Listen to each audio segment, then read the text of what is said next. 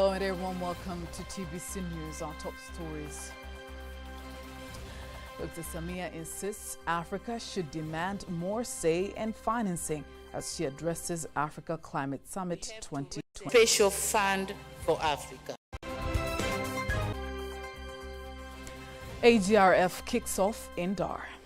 Tanzania remains vulnerable to adverse effects of climate change, pest outbreaks, and soil degradation.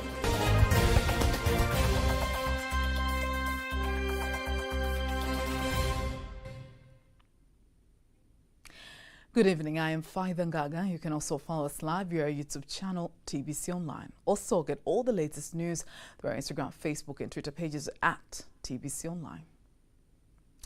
President Dr. Samia Suluhu Hassan calls on African countries to raise voice on establishment and capitalization of special first African Climate Summit, which seeks to reposition the continent to seek a stronger voice on a global existential problem that it contributes the least to.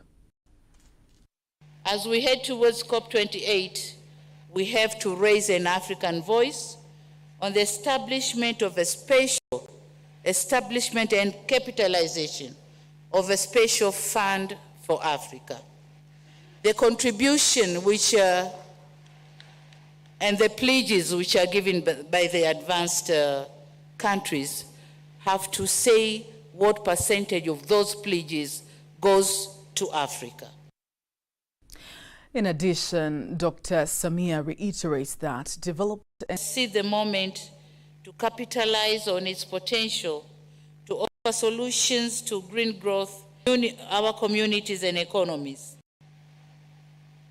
We can no longer afford to address economic development, climate change, and African poverty burden in isolation. The interplay between development and climate change is undeniable, and this interlink demand integrated and coherent solution that will provide opportunity for socio-economic development of Africa. Furthermore, President Samia insists that Tanzania is leading the way in driving the green growth and nature conservation, whereby 95% of the country's energy is from hydro and natural gas. By demonstrating strong momentum in driving the green growth, almost 95% of our energy is from hydro and natural gas. We are also under conservation in various regimes. Other leaders from Tanzania attending the meeting are the Minister of Foreign Affairs and East African Cooperation, January Makamba, and the Minister of Pango calls on the participants of the Africa Food Systems Forum 2023 to formulate scientific systems, which includes indigenous technology that will help Africa to produce enough food for its people and surplus for export and make the continent the world's food basket. Dr. Pango made the call during the opening of the Africa Food Systems Forum 2023, insisting on peace and security as one of the important prerequisites for the functioning food systems in Africa. Bakari Msuya has more. For the second time, Tanzania had the privilege to host this historic forum. The first time was in 2012. This time, more than 3,000 participants from over 70 countries all over the world attend the forum, which focuses on safe and nutritious food as one among the most important basic rights of humans for survival and well-being. Speaking at the forum, Minister for Agriculture Hussein Bashe says Africa has the potential of becoming the world's food basket if all countries unite to strategize on how to increase and sustain food production. Africa has over 65% land which has not been utilized. The future and the sustainability of the world will only happen if the African continent and African leaders play. The Vice President, Dr. Philip Mpango, who is also the guest of honor at the opening of the forum, says despite some success in the agricultural sector, still there are some challenges. There are still some unresolved challenges, especially low production and productivity. Furthermore, like many other countries, Tanzania remains vulnerable to adverse effects of climate change, pest outbreaks, and soil degradation. He then lays down some transformative ideas whom he believes, if properly taken into consideration by the agricultural partners, things will get better. First, on the supply side, I think Africa needs to harness existing scientific knowledge in global markets. And therefore, African governments should take requisite measures to provide small-scale farmers with affordable inputs, knowledge, skills, and finance to enhance productivity along food value chains. He also calls for peace and security because wars and conflicts in Africa have caused millions of people to become refugees and hungry. In Tanzania, agriculture is recognized as an engine of inclusive growth and the backbone of the economy, employing about 65% of the population. In the 2023-2024 annual budget, the government has scaled up the budget for agriculture in US dollar in 2023-2024 in order to stimulate further the agriculture and food system transformation. Reporting from Dar es Salaam, Bakari Msuya, TBC. Thank you, Bakari, for that report. President of Zanzibar, Dr. Hussein Ali Mwinyi, has directed the Tanzanian Immigration Department to continue to review the exit in the country. Dr. Mwinyi gave the directive at the State House in Zanzibar when he was handing over citizenship status to 3,319 foreigners who had permanent resident status. Today, our country is writing a new history by accomplishing such a significant task of granting citizenship to our fellows who have been living in our country for more than 50 years, while having the citizenship of neighboring countries such as Burundi, Comoro, Mozambique, and Rwanda. I take this opportunity to congratulate them. Dr. Mwinyi assured them that with the newly acquired Tanzanian citizenship, they have all the rights as any other citizens of the United Republic of Tanzania, insisting that they have to abide by all the laws and rules of the nation. You have the duty to abide the laws of the country and to avoid immoral acts in order to support them good intention made by the government to grant you our country's citizenship. Let us all unite to maintain peace and harmony, even for others who will come to our country. On the other hand, the Minister of Home Affairs, Engineer Hamad Masauni, has congratulated the government of the United Republic of Tanzania and of the Revolutionary of Zanzibar for waiving citizenship application fee to those who have been granted citizenship today. Honorable President, I have got great comfort and joy to attend and witness with my own eyes the complete end of such a challenge.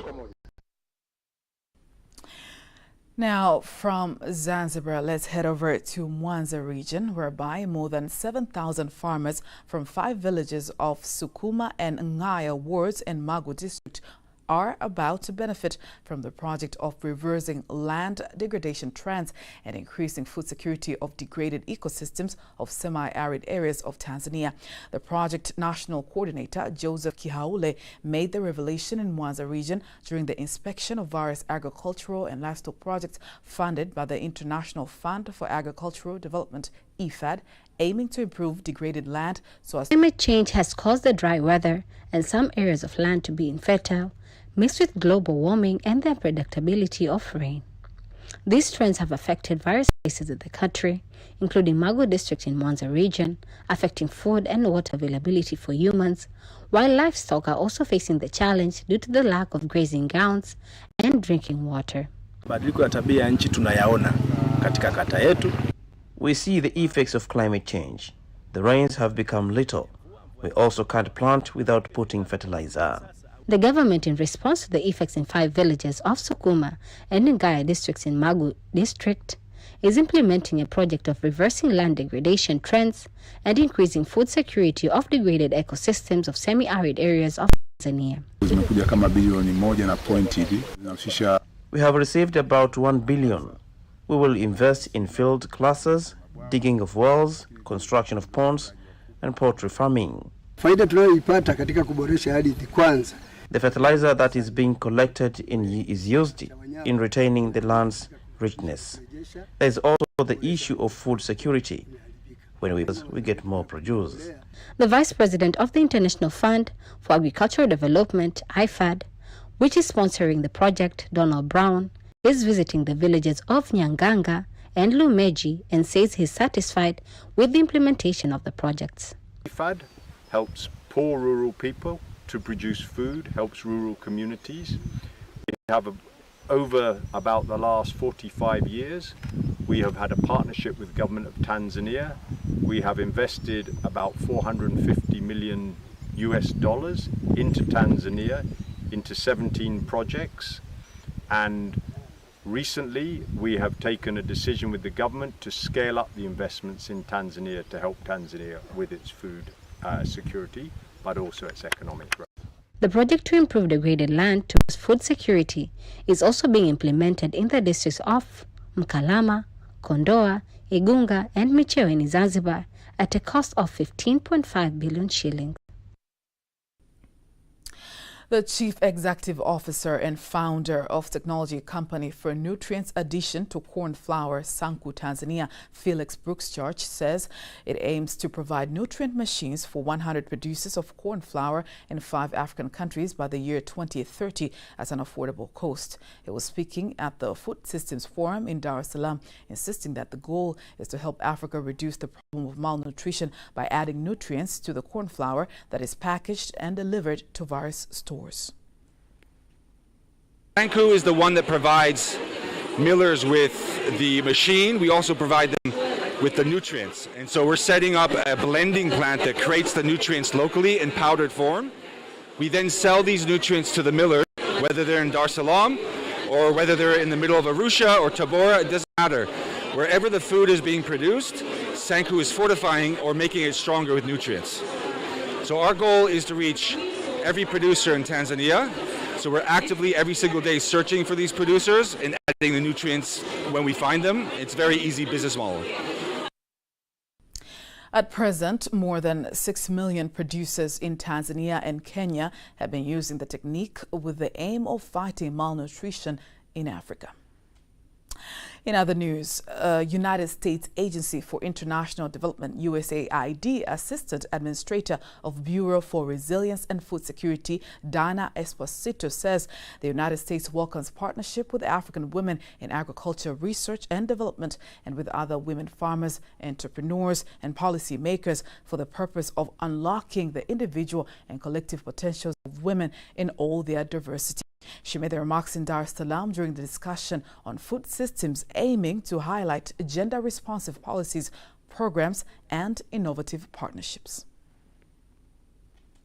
That our global agri-food systems will not be more productive, more resilient, or more equitable unless women have the resources and opportunities to take equal part in the transformation of those systems.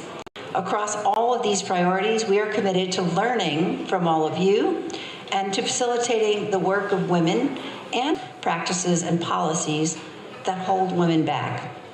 We welcome the partnership with Award and with women farmers, entrepreneurs, and policymakers in all of the countries where we work. Our aim is to help unlock the individual and collective potential of women in all their diversity. For too long, women have worked for the agri-food system. It is time that the agri-food system worked for women. On the other hand, the African Women in Agricultural Research and Development Senior Communications Manager, Doris Odongo, urges the governments in Africa to put in place agricultural policies that focus on equality to help increase women's positions at the decision-making level in the agricultural sector. In science or agriculture, leadership to be something that belongs to the men and women can't do it. So a lot of issues, there's issues to do with the responsibility, the social practices, women having to, pay attention more to their career, and there's a lot of demand for their time. And us not being very intentional in ensuring that our systems, our policies, our workplaces are conducive for women, our institutions of higher learning are conducive for women to continue staying there, to continue pursuing a leadership position, Or when they get into leadership, then you find it's just one woman and they are alone, and the male counterparts don't seem to understand and relate to some of the challenges they may be facing. New USAID policy focuses on increasing the capabilities of women and girls to exercise their rights, taking on leadership roles, and influencing decision-making and addressing the root causes of the largest intact caldera found on the northern part of Tanzania. It has been one of the top most visited destinations in the world because tourists can be able to see the big five animals all at one place in a day game drive. Here's a report by Margaret Getty. With 63 years of establishment, Ngorongoro continues to be one of the 7 natural wonders of Africa managed by the Ngorongoro Conservation Area. Influencing inside and outside the country, our president. We apologize for the technical difficulty on that.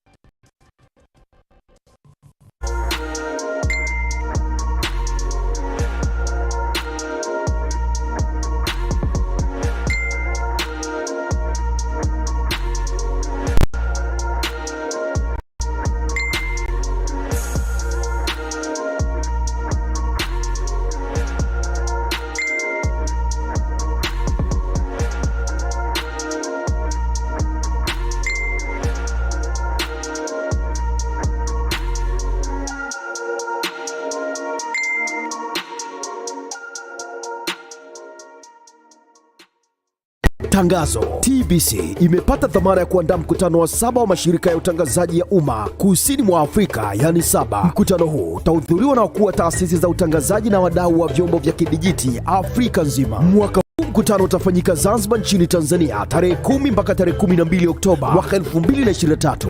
Zanzibar, here we come. Na miongoni mwa wazungumzaji ni Dr. Ayubu Rioba Chacha, mkurugenzi mkuu wa shirika la utangazaji Tanzania TBC. Strong motivation that emerges for public service media after World War II is that they wanted media that could play a positive role, constructive role in their democracies. Arthur Simwe, mkurugenzi wa shirika la utangazaji Rwanda, yani RBA. We should be discussing what are the options for financing public service broadcasters. Stanley Similo, mkurugenzi wa shirika la utangazaji Namibia, yani NBC. Karibu uwe miongoni mwa wadhamini. Tupigie 0735 778 891 au 0738 681 066. Email info@tbc.go.tz. Katika kuhakikisha shirika la utangazaji Tanzania linafikika kila kona hapa nchini, tuna waandishi wa habari katika kila mkoa na hivyo kutoa habari kwa nambari ya simu 0789455959. Kwa barua pepe ni fatma.matulanga@tbc.go.tz. Hamisi Olela nambari ya 0787393639 na barua pepe ni hamis.olela@tbc.go.tz. Nasra Khatib nambari ya simu 0777529556. Barua pepe ni nasra.khatib@tbc.go.tz. Kwa upande wa Pemba, wasiliana na Swamu Mavura, simu nambari 0713216282. Barua pepe ni swam.mavura@tbc.go.tz.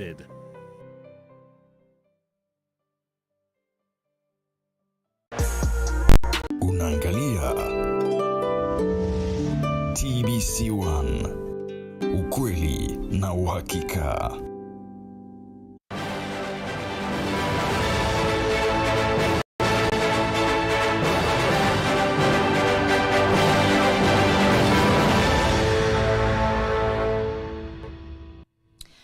We apologize for the technical difficulties that we've been facing. Time now for all the latest in international news.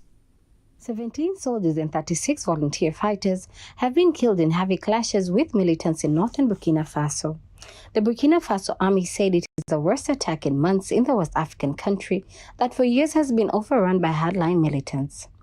Burkina Faso has been battling armed groups, some with links to Al-Qaeda and Islamic State, in its desert north since 2015. Attacks have worsened this year, making the country the epicenter of a violent movement that has also surrounded Mali and Niger, killing thousands and forcing millions from their homes. Efforts by the army to retake areas have often led to huge increases in violence. The latest fighting in Burkina Faso took place on Monday in Yatenga province, where the army has been trying to reconquer territory to allow displaced villagers to return home.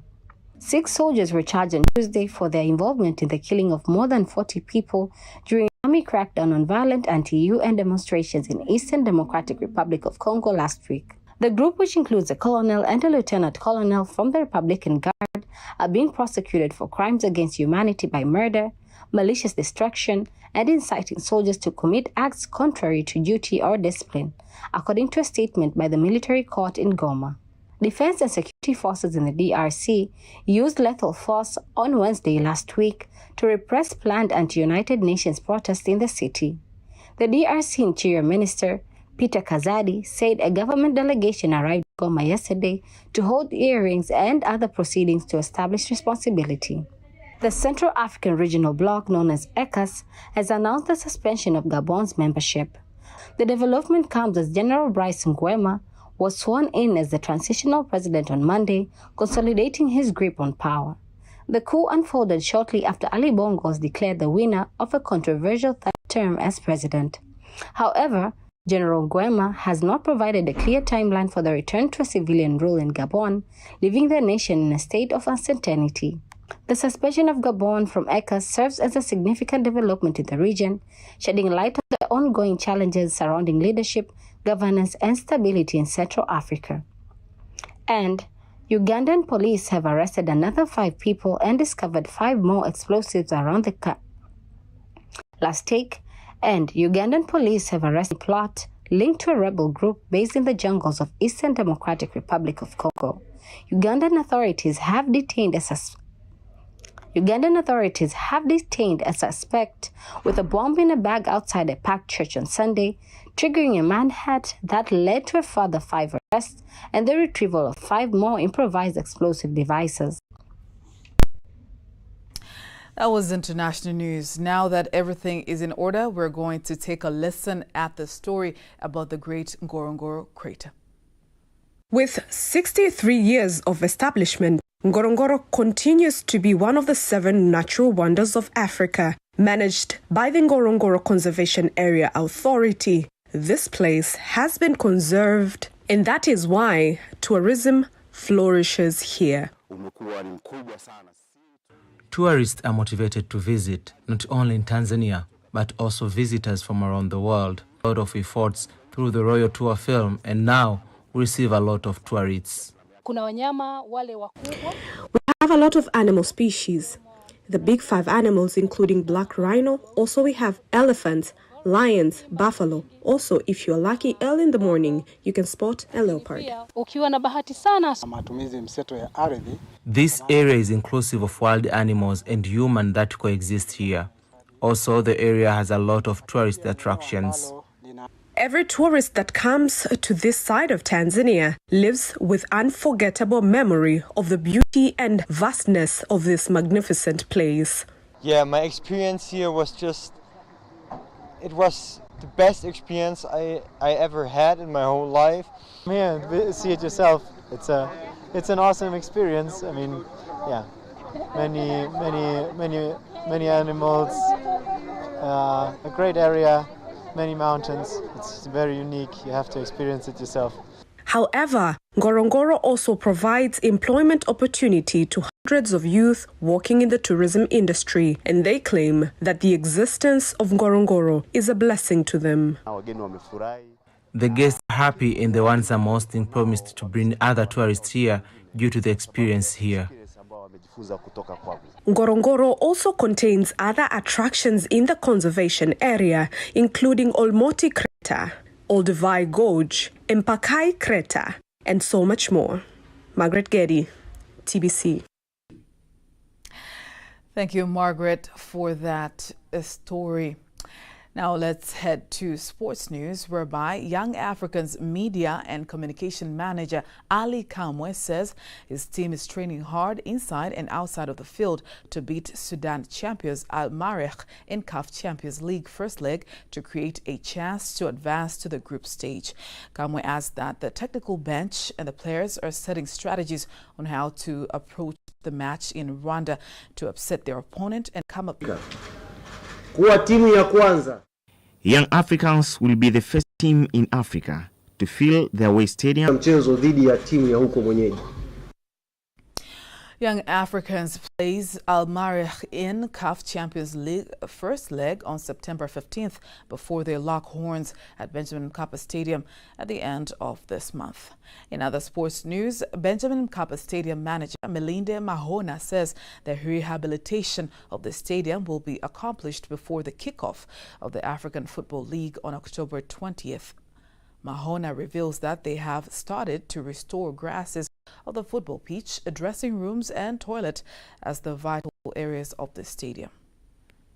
To the schedule of contractor and planned program. So we have started to rehabilitate important area to meet the requirement of FIFA and CAF, especially the new competitions.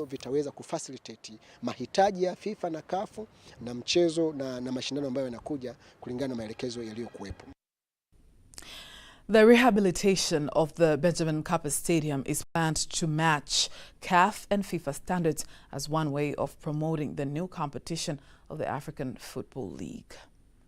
And that's it for sports news. Now, before we... Welcome for the next 24 hours weather forecast from Tanzania Meteorological Authority. My name is Teresa Ngasa. By starting with the windy flow pattern, we expect wind to flow at the speed of 20 km per hour over northern coast, Lake Victoria and Lake Nyasa. We also expect wind to flow at the speed of 30 km per hour from southeast over the southern coast and 10 km per hour over Lake Tanganyika. For tonight, we expect most part of our country to southwestern highland region, and the lowest minimum temperature for tonight is expected to be 80 degrees Celsius over Mbeya and Njombe region. For tomorrow, it is our expectation that areas over Kagera, Mwanza, Geita and Mara are expected to feature partly cloudy conditions, thunder showers over few areas. Over Shinyanga, we expect to feature partly cloudy conditions, thunderstorms over few areas. Over Tanga, Pemba and Unguja Isles, we expect to feature partly cloudy condition, light rain showers over few areas. The remaining part of the country for tomorrow is expected to feature partly cloudy condition. And now let's take a look at the 4 days weather forecast.